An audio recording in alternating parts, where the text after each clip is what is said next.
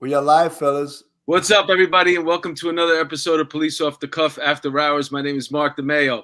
I'm your host. I'm here with my co-host, my partner in all things law enforcement. What's up, Bill Cannon? How you doing? I'm excited about the show tonight. Yeah, I'm stoked too, man.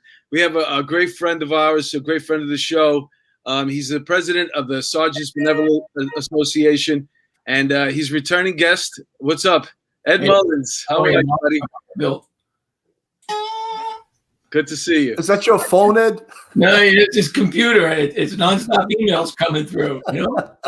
I'm trying to shut it down, but you may not hear me. Oh my God! good.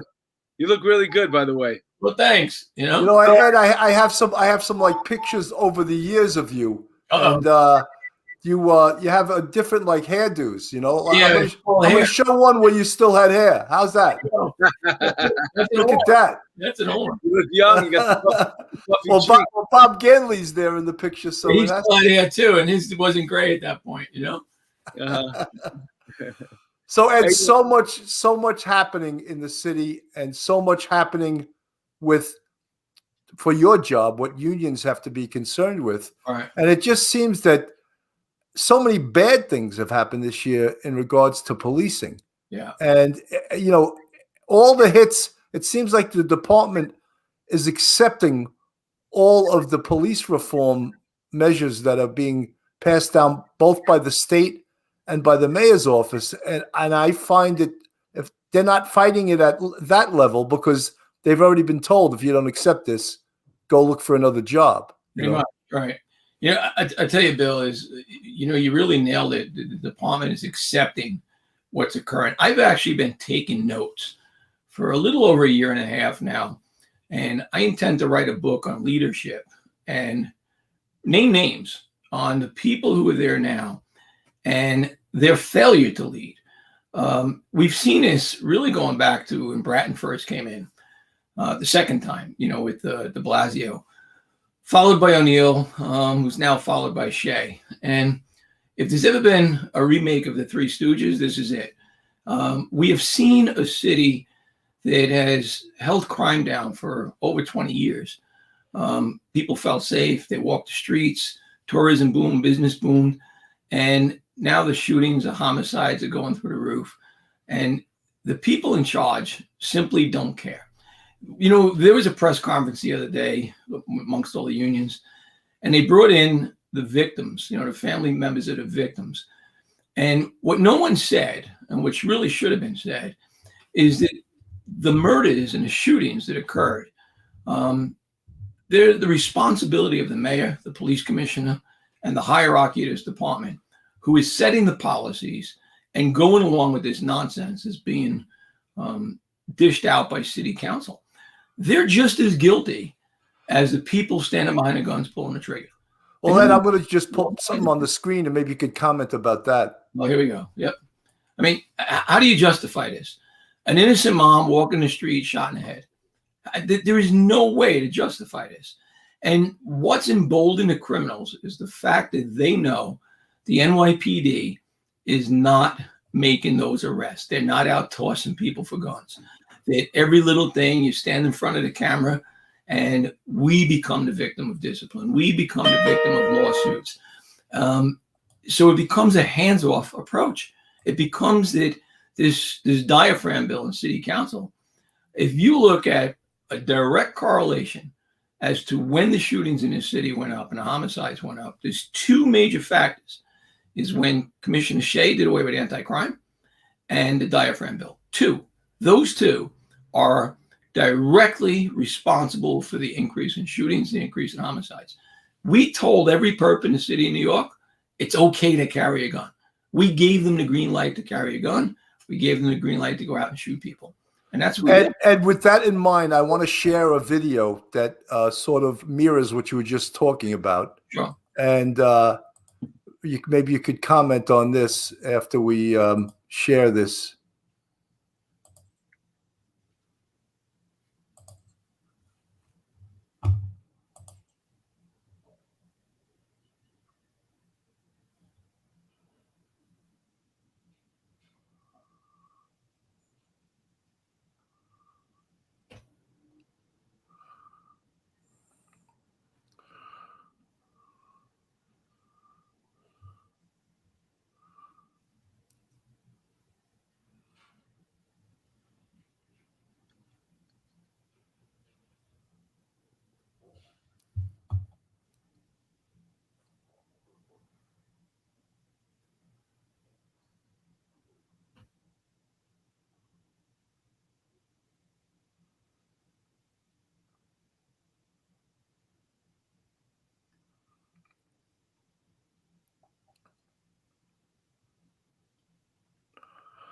You're going to see the gun come out pretty soon.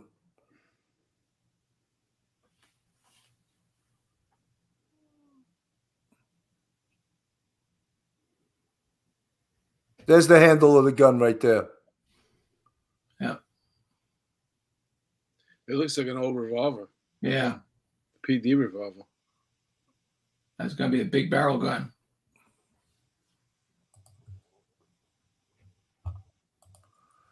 I just wanted to comment on that because it's horrendous, and the cops could have been killed. And look, I'm not criticizing the cops. They were working within the parameters of the law that they've been taught right now, and they're handcuffed.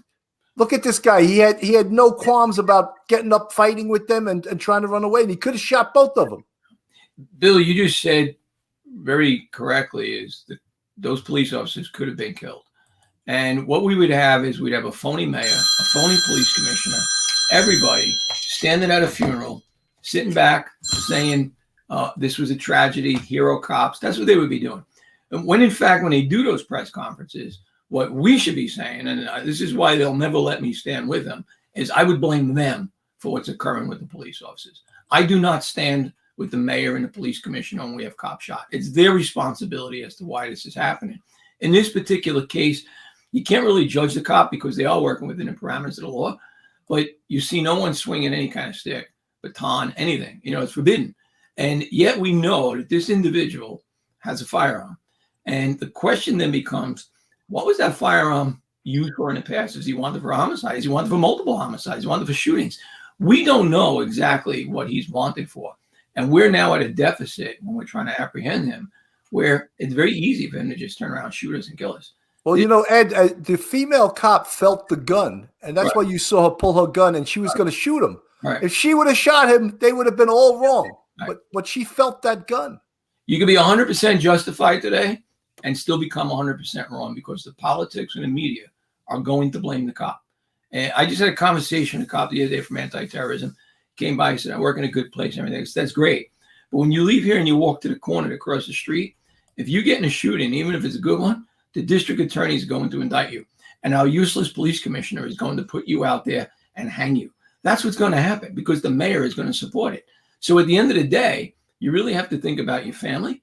You have to think about yourself, your own paycheck, and what's going to happen to you. It's sad because we're there to serve the public, but no one wants to hear this. And that's the truth. It's unbelievable. I just have to shout out to some of our live chat people, Peter Pranzo again, Connie Carey, Joanne Blasich, and some Nick the Goat. Thank you for that $5 super chat. Aaron Rodriguez, $49.99 super chat. $50. Yeah, oh my God, we're getting rich doing this show. Thank you so much, Aaron. And 12-Step Woman for the $4.99. Thank you guys so much. Thank you for listening. You're listening to the SBA president, Ed Mullins, who never pulls any punches. In fact, he gets punched sometimes for some of the things that he says. Hey, Ed. Sorry. Go ahead, Mark. No, I didn't mean to cut you off. I'm sorry.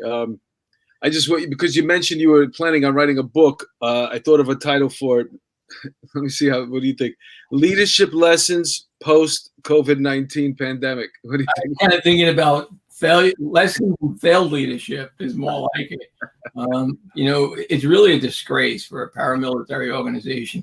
You think about, we have Commissioner Resnick, Chief of Detectives, you know, one of the greatest investigators on his job, who's now selling his soul to the devil just so he has relevance to get up in the morning. He's making over $400,000 between collecting his pension and a commissioner's salary. And each one of these chiefs and commissioners all wore the same patch we do, all ran on the same gym floor, all knocked on doors, not knowing what was going to happen. And they are throwing cops right in front of the bus and letting it back over them for no reason at all other than to maintain their relevance and to sit there and kiss this mayor's ass. It's terrible. You know, I think where the major problems started this year, besides all of the COVID and all that other stuff, is, of course, bail reform. And that has been a nightmare in this city and in this state. And I don't know how they're going to fix it. I don't either, Bill, to be honest with you. I mean, I've spoken to a lot of business people, a lot of city residents who are now leaving the city, people who are moving their businesses out of the city. And what I find mind-boggling is I say pretty often it's going to take 2 mayoral terms to turn the city around. They tell me it's going to take somewhere between 20 and 30 years to turn the city around. And if you think about it, there's not a single politician that's out there openly supporting police. Most of the residents that, the taxpaying base and stuff, they're leaving the city. They're moving out of state. I mean, you look, Florida's booming. I mean, our state is destroyed. And Curtis Lewa just announced he threw his hat in the ring, Curtis Lewa. We have a couple of Republicans running there. Bill Pepitone has been a guest on the show. He's running, and there's another 2. But I know that Curtis Lewa just threw his hat in the ring. What do you think about that?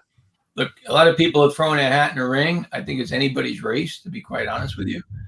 What the city needs is someone that can bring people together, explain the logic of law enforcement. Without safe streets, without having laws, you're not going to have schools. You're not going to have jobs. You're not going to have people walking into their buildings and enjoying the luxuries of their apartments and then going out and having dinners in the city of New York. It's just not going to happen. I know a lot of young millennials that are leaving the city of New York simply because they don't feel safe. Ironically, there's a town in Florida, Naples, is the leading place in the United States for millennials to move right now. Well, Ed, it's funny. My son, who's 26, he is a film editor, and he's living in the city now. And the subways have gotten so bad. Terrible. And he lives on 85th on the Riverside, and he has to go down to Chelsea. He's thinking once his office opens to take the bus rather than the subway, because the subway is like Thunderdome now. I rode the subway about 2 weeks ago just to see what everybody's talking about, and everybody's right. It's almost like going down into zombie land. The homeless are all over the place. You see people, really in fear walking, riding the subways. And you do know that anything can happen at any point in time. I mean, we watch people getting pushed in front of, tracks. I go down there with the anticipation that I actually may end up making a column. It's a mess what's occurring. And they're filthy. This mayor has destroyed the city. And all of our commissioners have contributed to the demise by following in the lead of this mayor. If you look at the screen, Ed, there's people are allowed to sleep on the trains. Yeah. There's garbage. There's rats on the trains. It's really disheartening. We were all raised. We came up in the broken windows theory policing of the Compstat era. Sure. I don't even know why they still have Compstat. Really, what's the point of that? What's the point if they're not going to do anything about it? What are they doing? I can't even tell you what they're doing. Compstat became a bunch of yes men. They run up there, to tell everybody this is what we're doing and hope they get promoted. The purpose of Compstat originally with Jack Maple, who was really the architect of fighting crime, was to create a measurement tool of what goes on. Compstat became a tool that generated numbers. It's ultimately to blame for the stop and frisk issue that we've all dealt with. Absolutely. It's all, who can do better than the next guy. It was a stage to embarrass, grown men into producing more. The numbers game, and the quotas, it's right there in Compstat. And I often raise a question, the investigators in Compstat who bring you in and say, well, Bill, you've had this homicide for 6 months. And, did you know that, Joe Smith, who we're looking for, went to his mother's house for his birthday? Well, how do they know that? And all the material that they research, do they turn it over to the district attorneys as Rosario material? Do they do that? Should that be part of it? That's interesting. It is interesting, but they want to question you, but they don't want to hand the notes over that goes to the district attorney. I hope Civil Liberties is out there watching this right now, because this is part of what occurs in the NYPD. This is what I throw in as one of their dirty little secrets, that they don't want to share what they know because now they have to go to court. Well, those are notes. And my understanding of Rosario, and you're a squad guy, your notes pertaining to a certain case becomes relevant to the defense. So let's hear from the people out there if we're correct or not.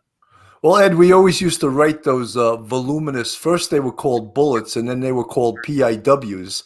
And some of them got so monstrous that they would be 18 pages long by the time 6 in the morning came around, and talk about Rosario. And I don't know if they ever turned that stuff over, but that was surely Rosario material. It's absolutely Rosario. That's really going to throw a whole, wrench into the criminal justice system. But they don't want to talk about that, Bill. MC Audio brings up a good point. Mike Colon, he's a young podcaster. He's really great. He brings up a good point. He's talking about the crime that's going on in the Asian community, not only here but nationwide. What do you think is going on there? Like, what's the situation with that? I think what's happened, because we're tolerant of crime, we are now seeing victims who have language barriers, and they are now targeted. And I'm making a generalization. Maybe they don't have language barriers, but if one is to assume that they may be, new to the country, or there's issues with language, then the people who are victimizing them have an opportunity to get away with it. And maybe we're also dealing with some who might be illegal, who feel that they can't report it. And, this is a whole issue where we get into the whole immigration topic, but a lot of immigrants become victims in their own communities and they can't report it. And that's just not right. Whether they're illegal or not, they should still, be able to receive police support and be protected. Do you think they're being targeted because of the coronavirus? I think some of it is, that's a good point, Mark. Some of it could be because we're blaming the China virus on Asians. We saw back a year ago, the Hasidic community, Jewish community, was being victimized on an almost everyday basis. When we had Tiffany Harris right after bail reform, I think she attacked 5 times in a row members of the Hasidic community. What was done about that, other than listening to this blowhard mayor saying this is not right, it will not be tolerated in the city, but it is tolerated in the city. Right. It's tolerated by him, tolerated by the DAs, tolerated by the police department. It's tolerated. And the bigger issue, and the elephant in the room, is something that's called decarceration. Right. And that is the major plan. Yeah. And that is their main goal. And that is why they're not doing anything. A guy can get arrested for 3 guns in a month and they let him out again. There's no rhyme or reason for it. What's happening here is our elected officials are placating to a small minority of a population, thinking that they're the majority of the population only because they're getting the majority of the media. And at the end of the day, our elected officials, they're the ones who should be charged with the shootings and homicides and the crimes that are going on, because they are fostering the atmosphere that contributes to this. And they should be charged with it. Look at all the candidates that are running for mayor right now. I haven't seen the Republican, the platforms, but I looked up. Well, I didn't look it up. I just happened to run across them. And every single Democratic candidate that was running for mayor, at the top of their platform always reads police reform. Right. Now we're at a point right now where crime is so high that I have a feeling that that's not even going to be a question come, debate time. I think the main question is going to be, what people want to know, what are you going to do to fight crime? And that's where they're all going to get stumped, because they're all going to lie, Mark. What they're all going to do is they're going to stick to the police reform because they're afraid to address it. And they're all going to lie. And then when they get in, they're going to try to deal with the crime because it's going to just snowball. The question is going to come up. The question is going to come up, like, what are you going to do to stop this rise in crime, to stop the shootings?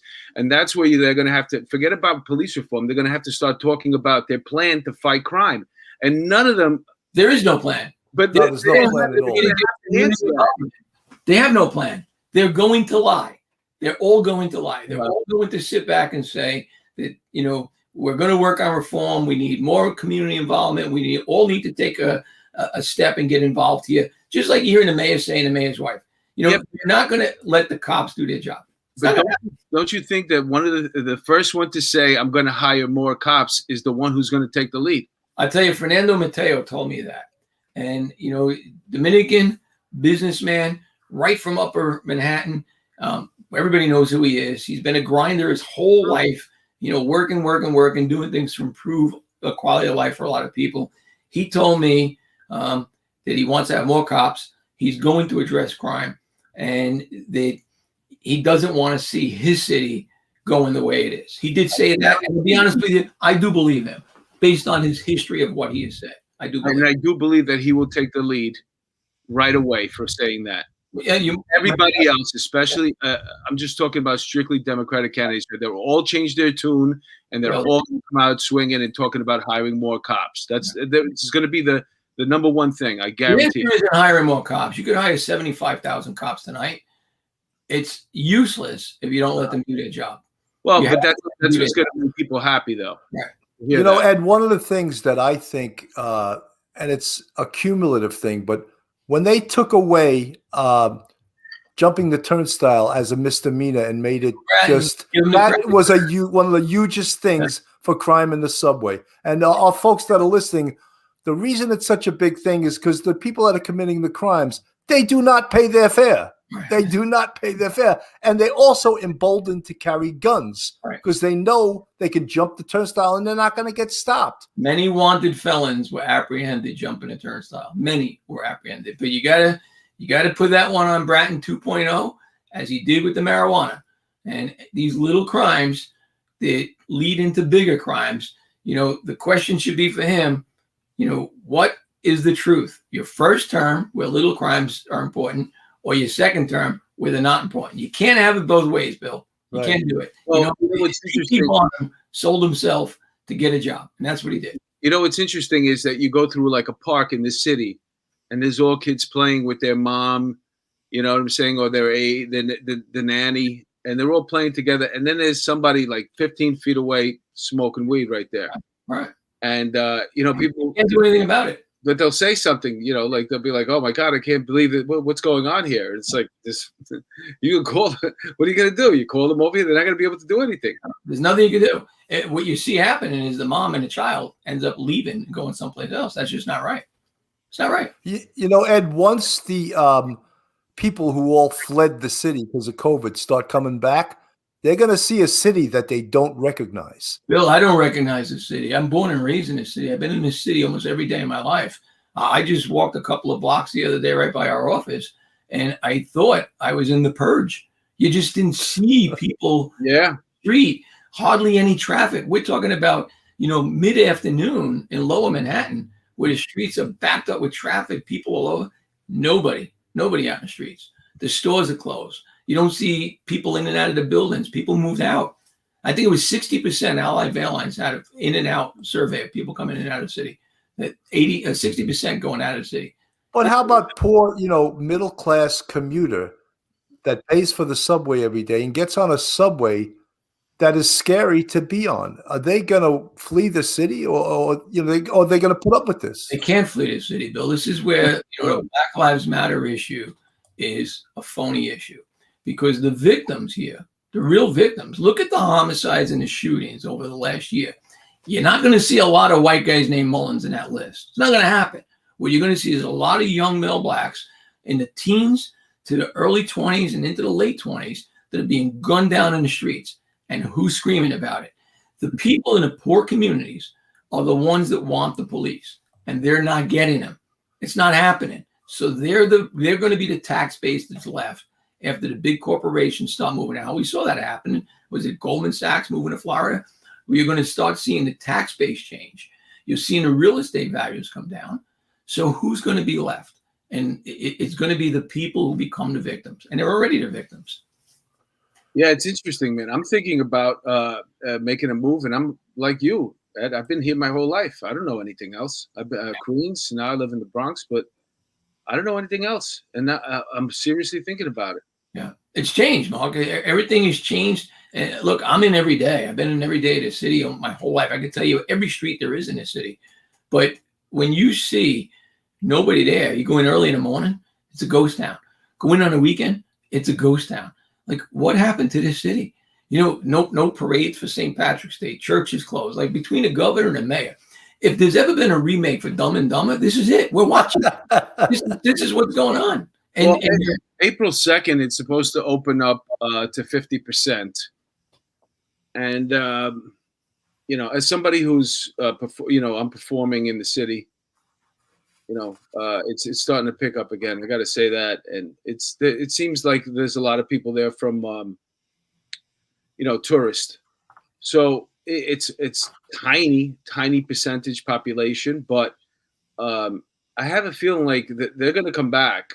Is once they open up to 50%, they'll come back. And this is, I think it'll jump.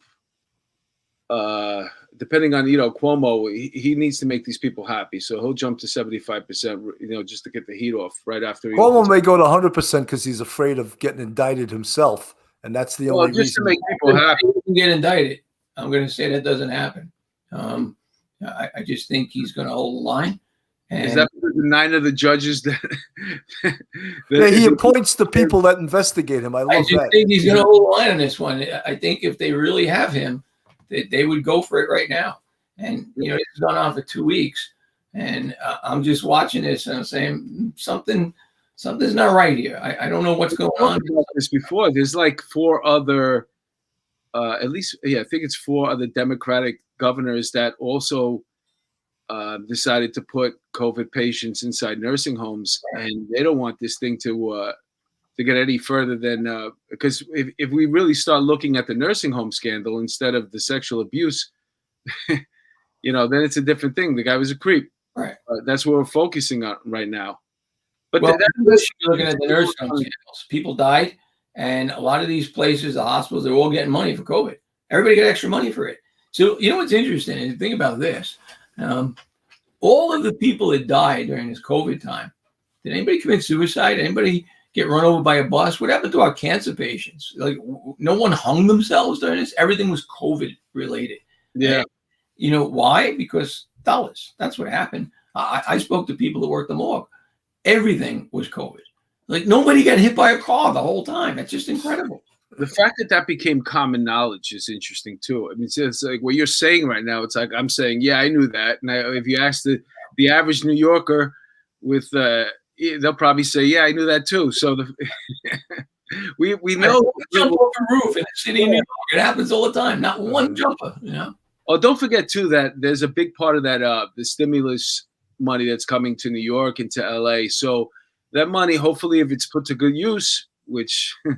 But it'll also, these people that lost businesses, hopefully they'll be able to recoup. They can't get that business back. Maybe they'll be able to use the money that they lost in that business. Hopefully this money is going to go to small business owners and give them a chance. Hopefully, hopefully it's put where we can redevelop the city of New York. But you got to remember, too, that lifestyles changed. People are now working from home. It's efficient for corporations to not bring their people back. These married guys, man, they need to get back to they haven't seen their girlfriends in a year. They're going to figure out a way. Believe me. Almost everybody's vaccinated. Once everybody's almost vaccinated, and if you didn't get the vaccination, then that's on you. And everything starts opening up again, they'll figure out a way to get it. I like your optimism. I do. But I'm a business-minded person. They're paying big rents. How long can you FaceTime your significant other on your dupe phone? Who would think people were dating on apps, right? They're scanning these photos, dating. Who would think that would happen? Baby. Crazy. Ed, I want to shift gears. And on the 12th, March 12th, the city came out with these reforms. I'm going to read one paragraph to you. With the aim of undoing the legacy and harm of racialized policing, the reforms announced today will bring greater accountability to the NYPD, make New York City residency a more significant factor in hiring officers that end the poverty to prison pipeline, the release states. Yeah. That was written by Pinocchio. And that's who wrote it, because it's a complete lie. It's a complete lie. To label policing as racist is a complete lie, because the stats and the numbers do not match. We shoot less than 1% of the population in our encounters, I should say, less than 1% in a minority. And if you look at what occurs, there's all kinds of stats on this, and I challenge anybody to go look them up. We are not killing young male blacks or old male blacks simply because we have racist cops running around. And we all have plenty of time on this job.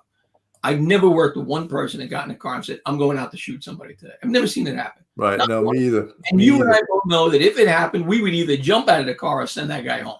It just doesn't happen. Sometimes things go bad, no different than it does for a surgeon. If a surgeon is performing surgery and a patient dies, it's acceptable. How is that acceptable? And what we do is not acceptable. but it has to be acceptable. Otherwise, they won't be doing surgery, right? I mean, you got to think about it from a logical point. But if we choose to not go out to enforce the law, then there is no law. But because it's graphic, because people are infatuated with policing, we become the bad guy. And the facts are nothing but a lie. That statement's a lie. It's terrible what you're seeing that's occurring in this city, but there's not one politician out there that is telling the truth right now. Not one. You know, Ed, we always used to talk about the Brian Watkins moment. Yeah. And but I don't know if there could be a Brian Watkins moment now. You know, we had Tess Majors moment. The NYPD lied about that one. You know, I took a lot of heat for that. Tess Majors, the young Columbia student that was killed in a park. Yeah, I remember that. NYPD lied on that one, completely lied. And you know, I became the bad guy because I called balls and strikes. But the truth of the matter is, it shouldn't have happened. And it shouldn't have happened with Brian Watkins. But if we have another moment like that, you know, if a reporter gets thrown off a roof or becomes a victim of a gang rape or something along those lines, you'll see how quickly the police will be set free. Yep. Happen quickly. I'm a suspicious man. Should my son get struck by lightning, it could happen. I'm going to come and visit some of the people in this room. Hey, listen, let's do the commercial, man. All right, I got about Dawn Marie. Hi, everyone. Dawn Marie says, hi, everyone. Wanted to come in and say hi, big hello. She backs the blue. Thank you so much for your $5. What is that? Super chat. Yeah, because there's two different names for it. Okay, so here we go, folks. This is my moment. The best hot sauce in the world is made by Silk City Hot Sauce. It's made in small batches with pure ingredients using locally grown peppers, and that's the foundation of every bottle of Silk City Hot Sauce. They have many flavors, mild to wild. Go to their website. It's called silkcityhotsauce.com. Put in the coupon code OTC for off the cuff, and you'll get a 15% discount.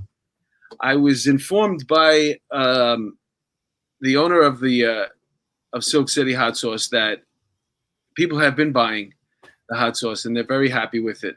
Most of them anyway. And then there's some people that complained the fact that he was sponsoring us, believe it or not. So that's the world we're living in right now, folks. You mean they want to cancel police off the cuff? Yeah, it might happen. The next protest. You know? It very well might happen. So if you're out there and you're doing something law enforcement related, and you want to promote our show, we're growing, man. We're growing. We got a nice following here working right now, and people are receptive to what we have to offer. They've been buying the Silk City Hot Sauce, and it's good. So thank you so much. I'm not even going to mention his name, the owner of the company. Right now. I don't want to lose him. He doesn't want anything to do with us anymore. He just wants the money. I haven't heard. He said I owe you some money because people have been buying the product. But he also said to me, yeah, beginning. He goes, how much hate mail do you guys get? That's what he asked me. He goes, how much hate mail do you guys get? I'm like, not really that much. And you know what's funny? And I'm sure you get some of the hate mail on Twitter and all of that stuff. And my thing is, if you don't like us, just change the channel. You don't have to be here. But you kind of got to appreciate it, you know, because the malcontents give you a good laugh. And yeah, they do. You know, I always welcome it because I sit back and I say, look at these mental midgets with nothing to do in life. So I kind of get a chuckle out of it. I think it's a good thing. Yeah, but people even complain that we shout out to the people on our live chat. Yeah, like, I'm sorry you're offended by that. These people are enabling us to do this show by contributing and following us, but people are like complaining. Then change the channel, dude. Remember, Bill, you're not measured by your friends. You're measured by your enemies. You know what's funny is too, like we don't have like a commercial that we air on social media. I was planning to do a commercial, you know, now that I got the StreamYard, but it's not. You have to watch the whole show. That's my point, to get to the point of the commercial. So there's some people out there that are watching this whole show, waiting for the commercial. No, just watching it because they want to try eventually cancel culture. They'll try to eliminate us and whatever we have. But right now, we're not big enough to do that. But if you're out there, man, and you want to cancel us, please do, because that'll build up our numbers. Yeah. The whole cancel culture thing, there are more people in this country who support us than there are of those who don't. And you can't quit, ever. You know, you got to keep doing what you guys are doing, keep the message going. and continue to encourage law enforcement and those that support it, because the people, the haters, have nothing to contribute to this country. Nothing. We're going to do it. Like, but we're going to do it. But I'm just saying, the fact that you would sit through a whole show, Yeah, and then notice that we have a sponsor in the middle of it, and then contact, like, I don't guess they don't have to go to work. That's how much these people are invested, that they're willing to wait. I would never do that. I couldn't sit there in front of a show I didn't want. I didn't like. There's a purpose in life, you know. You know, our guest is Ed Mullins. I believe you got 37, 38 years on the NYPD, right? 39. And you've been 39. Oh my God, I'm not even 39 years old. Yeah. And you've been the union president for 19 years. Correct. And to our fans, I was a sergeant for 22 years out of my 27-year career. And Ed, Ed can't do anything for me now. I'm off the job, but I'm going to say he was the best SBA president, is the best SBA president in my tenure on the job. Thank you, Bill. And he's not afraid to go toe-to-toe with anyone. And that, in effect, gets him in trouble all the time. And the people that are cops love that he bangs heads with these politicians and calls them in street language what they deserve to be called. He called one city council guy a little whore. I loved it. I thought that was so amazing. You know, there's a word for that. It's called cojones. Hey, Ed's half Spanish. He's got some Spanish blood in him. Cojones, man. Who's Spanish? Your father, your mother? My mom. Okay. My mom's Spanish, yeah. You know, look, when you're telling the truth, you can't back down. If you I'm half Spanish too. Are you? Yeah, I'm Dominican and Czech. There you go. That's a combination. Yeah, just like you. You're Irish and Irish and what? Spanish. Okay. Yeah. Yeah. Listen, So you drink a lot and you don't wear socks. I can dance and drink at the same time. We're New Yorkers, and the irony is, whenever you talk about all this, like the last department in the whole world that you should be talking to about racism is the NYPD. When I was in the squad, I got to tell you, the racial breakup of the squad was, I think, 6 or 7 Latinos, 2 whites, 2 blacks, and I think, it was 4 whites because the sergeants, if I'm including them, and 2 blacks. The diversity in the police department is in the NYPD, and I would imagine in LA and in Chicago and all these blue states and blue cities, the major cities, they're very, very diversified. So I don't understand. You know, you're bringing up a great point. You know, when I first started, I started in 1982. There were probably less than, I'm going to say 10, probably more like 6 African-American police officers, probably less than 10 female police officers, and a handful of Hispanics, 1982, working at the 13th precinct. Today, I think we're like 63% diverse, police department. Ray Kelly, who's gotten no credit for it at all, deserves 100% of the credit because he made the effort to do this. He made the effort to go out and recruit in all different communities in all different countries so that we had a very diverse police department. And we are now the most diverse police department in the United States. You know, Ed, the 9/11, which we're coming up on the 20-year anniversary this September. Right. And when I remember the 3 guys who responded with me at the time, I was assigned to the 2-3 detective squad. Jimmy Zarakis, a big Greek guy. Yeah, no, I'm sure. Billy Hicks, a black guy. No. And Zedekiah Jennings, a guy from the islands, St. Thomas, who I could hardly understand. When he would ask someone for a description, he would say, "How he look?" And I would die laughing, But that's the diversity of New York City. Yeah. And we all would risk our lives for each other. So when they talk about this nonsense, it really gets to guys that have talked the talk and walked the walk, Go back to Foster and Laurie in the 9th precinct back in the late 70s. Black officer and a white officer were killed because they were partners. Black and a white killed because they were partners by the BLA. We have a long history, and what you just said, Bill, I don't think we look at each other by the color of our skin. We're all blue. You saw that video you played with the guy on the ground. Everybody jumped in. Everyone was all there. It wasn't who's white, who's black. It's none of that. And that's the way the members of the NYPD respond to the public. They respond to help people. It's not based on the color of their skin. The media and the naysayers are getting too much credit, and it's simply not true. You know, Ed, when I first started, when I was in the detective bureau and I would have the coverage and I'd go around to the different precincts, everyone would be like, oh, I can't imagine how the 3-2 cops treat people. And when I got there, I was like, wow, these guys are amazing. They treat these people like they were related to them. And everyone was, oh, they're ghetto cops. They're going to treat them like shit. And that was not true. I saw that in the 6-7. I saw cops buying kids ice cream.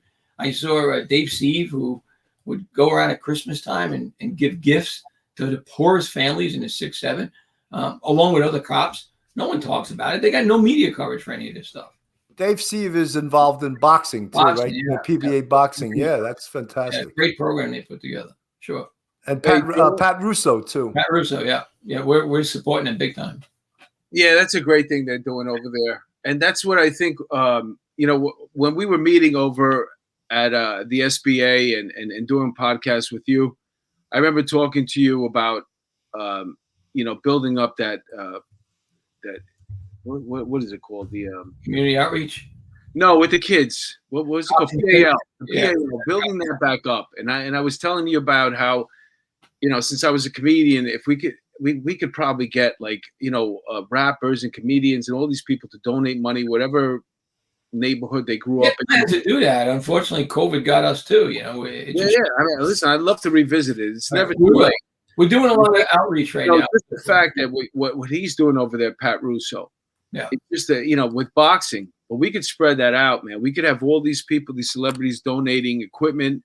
The kids could come and play for free. The coaches could be cops and people from their local precinct. And, what happens with that? You get to know the kids in the neighborhood. So there is Russo's program, you mentioned boxing. He takes a lot of heat for it because it's boxing. What no one talks about is the success that he's had with putting these kids into jobs. Many of them became cops over the years. Gone on with their school, gone on with life. No one got in trouble. I think he's had 4 of the people that have gone through his gyms to go into the Olympics. And I believe, I could be wrong, 1 gold medals. So here's a guy that got no credit all these years. All these years he's been doing this, got no credit. You know why, Ed? Because they don't want to give him credit because he's a cop. Right. And these politicians are jealous that he's not the racist cop that they try to, Well, yeah, obviously. Also, too, it's you gotta keep doing. You gotta keep grinding, though. You can't quit, Mark. I agree with you. Right. You gotta keep grinding, and I think if we get good wins. After this is all over, and we can get back to sports. Right. If we start really looking into putting together a program where we could work together with the people that come from New York City that like rappers and athletes and stuff like that grew up here, and they make donations to their local wherever they grew up. They'll do it, Mark. They'll do it. It's cover all of New York like that, and then the kids would. All they have to do is go online and sign up, and they could play, and it's part of the PAL. The cops would coach them, and every once in a while, that particular celebrity, could come in and coach too when they're in town, and I think it would be beautiful. Definitely be done. It's outside the box thinking. There's a lot of people who are willing to participate. It's just a matter of making it happen, and we're trying to make it happen. You and I had this conversation. Unfortunately, COVID got in the way, but hopefully this passes, and we'll be back to where we were. Well, speaking about COVID, I mean, I know you got you checked out for a minute there, right? I mean, well, I don't think it was COVID though, but you're better now. You look great. Yeah, I'm good. I had some back issues, but I'm good. It kind of sidelined me for a bit. Over the years, a lot of hockey caught up to me. A couple of line of duty car accidents caught up to me. Unfortunately, you mentioned that, and there was an accident today I read about with a cop. Somebody went through a red light and smashed him. Yeah, it happens every day, right? We see this every day. You just don't know who's next, unfortunately. Yeah. Ed, I wanted to just touch upon the fact that the city and CCRB has threatened to go after you. Yep. Well, now they actually changed the acronym. It's now FADO. I think of it almost like FIDO. FADO, it's force, abuse of authority, discourtesy, and offensive language, right. Which is what, my God, Ed, you violated that, and CCRB wants your ass sitting in a chair, and they want a piece of you. But you're the union president. Right. That should not apply to you. Well, it does not apply to me. contrary to what they believe. And, to put it frankly, this is purely a political hit coming from the mayor through CCRB. I believe one of the attorneys there directly worked for the mayor or did his marriage or one of those things. You're going to see CCRB unravel as we start to tell the little dirty secrets of what goes on over there. I'm acting as a union president. I am the union president. I spoke as a union president. And they, for some reason, feel that they have the right to stifle my speech. Somewhere along the line, the brain trust of CCRB must have skipped over this section of the First Amendment because they're 100% wrong. Even Norman Siegel agrees with us. They're wrong. They're 100%. And he's the ACLU, which doesn't agree with anything the police But it's a hit. And if they think they're going to silence me, Bill, it's not going to happen. It's just. But Ed, do they know that you got Andrew Quinn, who's beaten the feds 5 times in your corner? It was just, you know what it is? There's a lot of this poking the bear with the cancel culture. Yeah. They poke the bear and they see what they can get away with. But the problem is, if they know that they can't get you, they start going after your friends. They start going after your family. They start going after people that you're involved with in business. That's what happens. Well, Mark, they can't get me. And when they go after my friends or my family or the other cops, I'm still going to go after them. We're not backing down.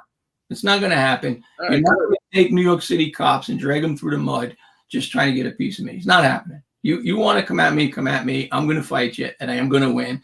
And we're going to expose them for exactly what they are. We've been a little quiet right now, but there's reasons why. And Hey, let me ask you about this. Because Bill brought it up now with this opens. They just came out with this thing where you could find out how many complaints an officers had against them. Just go online for that.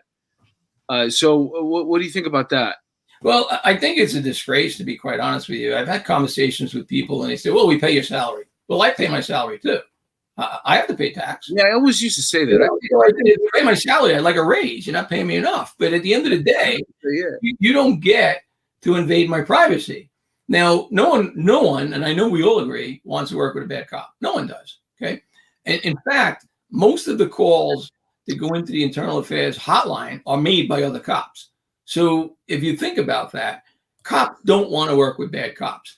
But because of this culture that's existing right now, every elected official is trying to find ways to attack cops. So what do? We take their history, not so much even a discipline record. If you had allegations against you, they want to publish it. So now your neighbors know. If you went through a divorce and it was a domestic, it becomes public. And if you go on, as either one of you go on to apply for a job someplace, they can easily look and say, well, you had X number of allegations. What they're not telling you is all the great things that you've done in life.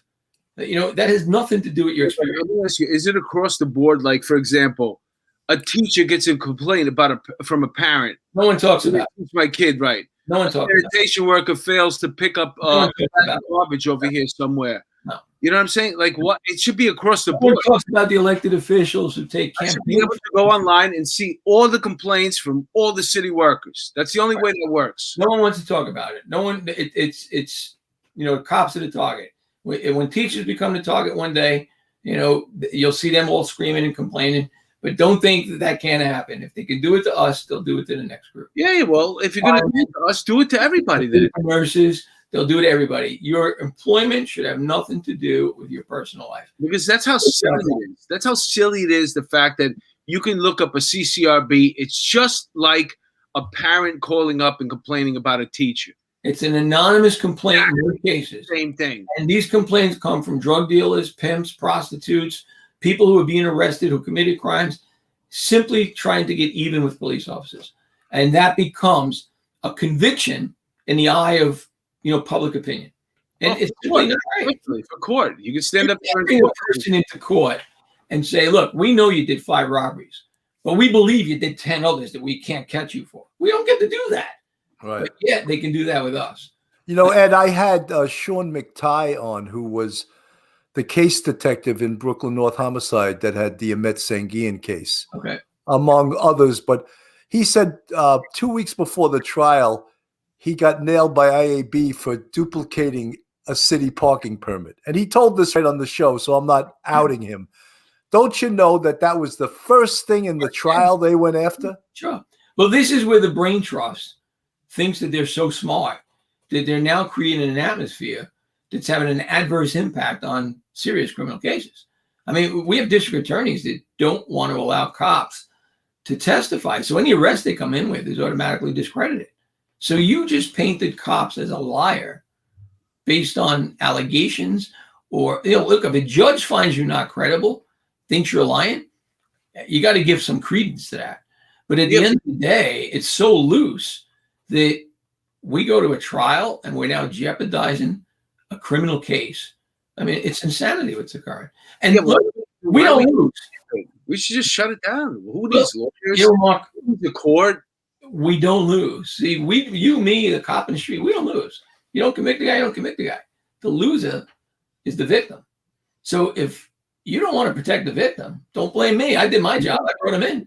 You know, don't blame me for what you did. And this is what's happening. Well, then it's like the whole like defund the police thing, which is the stupidest thing I've ever heard in government in my life. And even I'm not a cop anymore, I'm retired. I don't want the police defunded. I want police up where I live. I want police all over. I want them doing their job. This defund, oh, what do you mean? You don't mean defund. You mean you want to give the money to other people. That's like, for example, violence interrupters. They're very efficient violence interrupters. How's those social workers handling all these emotionally disturbed people? Right, exactly. I'd love to know we're gonna science behind that. Wait till that body count starts to accumulate. Manhattan North just went into a pilot program.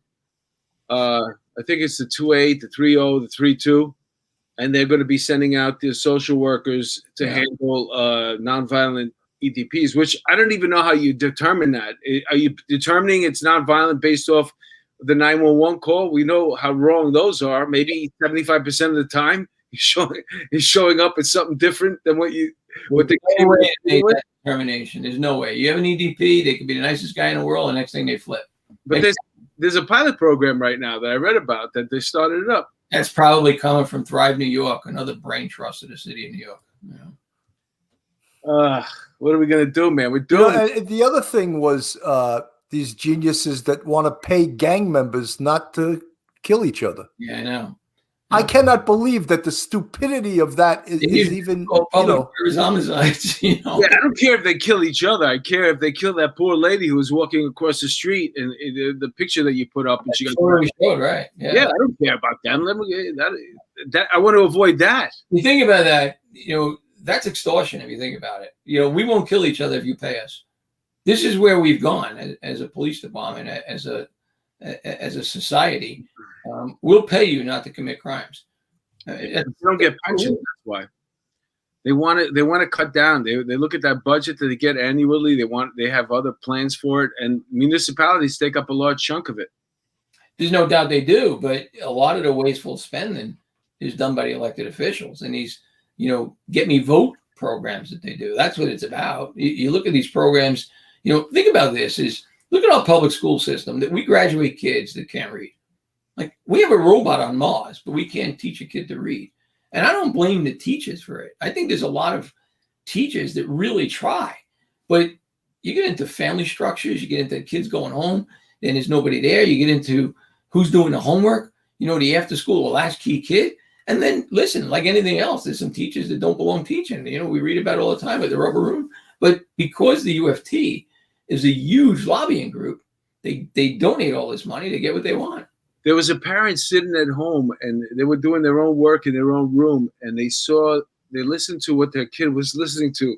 Their kid was in some class where they play rap videos and cream, and then the teacher breaks down what it means. So the parent comes in, what's going on? Yeah. And the teacher got offended. I don't like the way you're talking to me. Do you know what I'm talking about? I heard about it. Yeah. That's their class. We used to do that with poetry, you know, written by Shakespeare. Yeah. Now we're doing it with rap videos. Yeah. Well, there were colleges that had, you know, a course on the rap music of Tupac Shakur. Wow. Yeah. You know. I didn't know that one. Yeah, I mean, I didn't sign up for it, but if you're taking a class, you know, you're in like grade school or grammar school, and one of the classes, you're wasting your time on some stupid video. Tim Acosta came through with $10. on the super chat. Thank you, Tim We've been going Acosta. hard and heavy with Ed, because you're such an interesting guest. We failed to even acknowledge the people that have been shining in the whole night: Joanne Guerrero, Peter Pranzo, Matt Scully, boxing, MMA, Hijack Images. She also gave us $10. Thank you so much. I know people object to us doing this, but you can leave the chat if you'd like.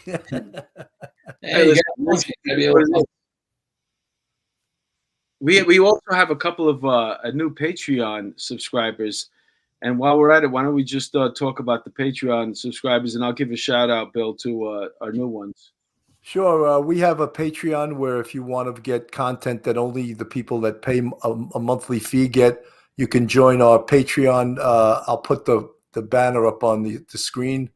That's how you can join our Patreon. For $7 a month, it's called The Bucket.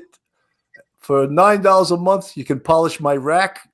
And for the premier tier, $11 a month, you get to dip them in butter. Whatever you'd like to dip in butter, that's $11 a month. And that's our Patreon. We get content to them. And thank you, all our Patreon members, for your support. Ron Schindel is a new Patreon subscriber. And Ron Schindel's a retired DI, and now he's an inspector with the Port Authority. That guy knows how to play the system, right? Michael McClough is also a new, and Elise, brand new Patreon subscribers. Justin McCormick, Bobby Murphy.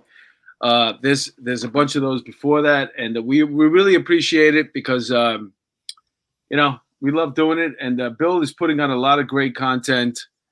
And I just posted up a thing about my cold showers that I'm doing. And no, listen, sometimes it's called windhoffing. My son's been doing that for years. It's a weird thing, but anybody who's been following the show, look at how much my face is drawn now.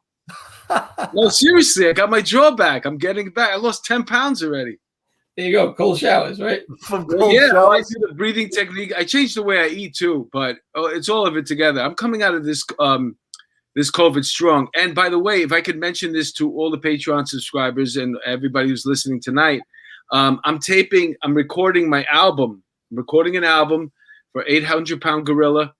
That's my recording company, and we'll be doing it at the New York Comedy Club, the second New York Comedy Club on 4th Street, April 25th. It's a Sunday, and we'll be doing 2 shows, 7 p.m. and 9 p.m. And you best believe that I'm going to continue promoting this until the day of. I want everybody who's local come through, man. It's going to be great. I got jokes for days for you. Really, really good stuff.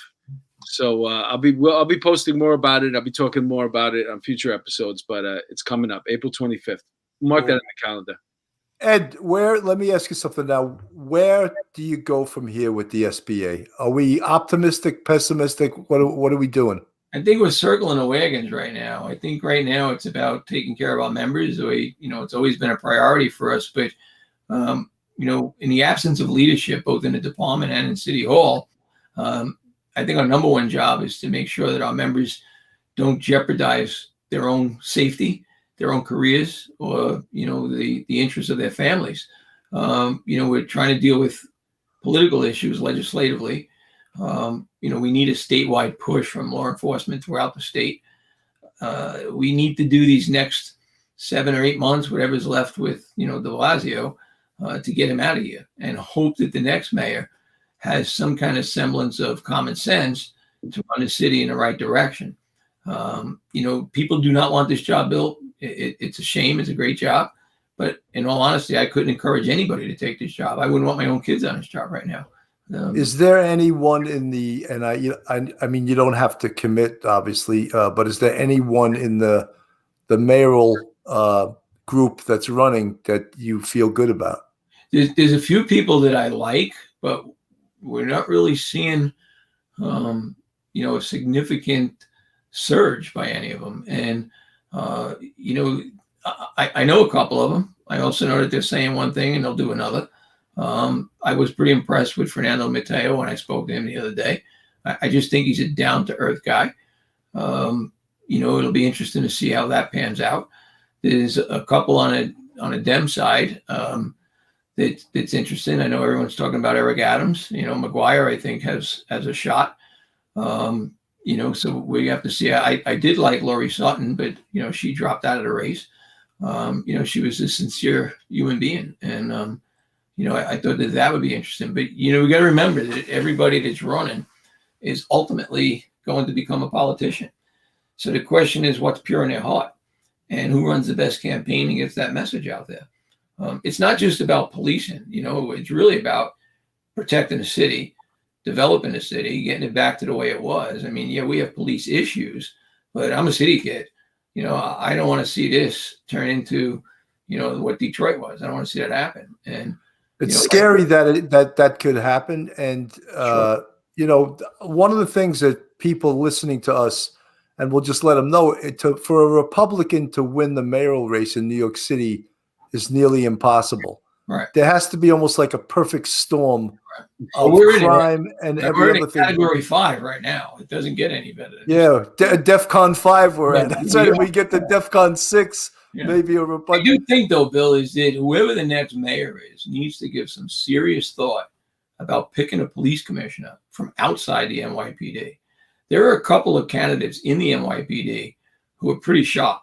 And if they got the job and could break the cronyism of what we're seeing today, then they could change the direction of the NYPD.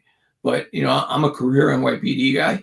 For me to tell you it's time to go outside the NYPD, that's pretty significant. Oh, so you want out of town Brown again?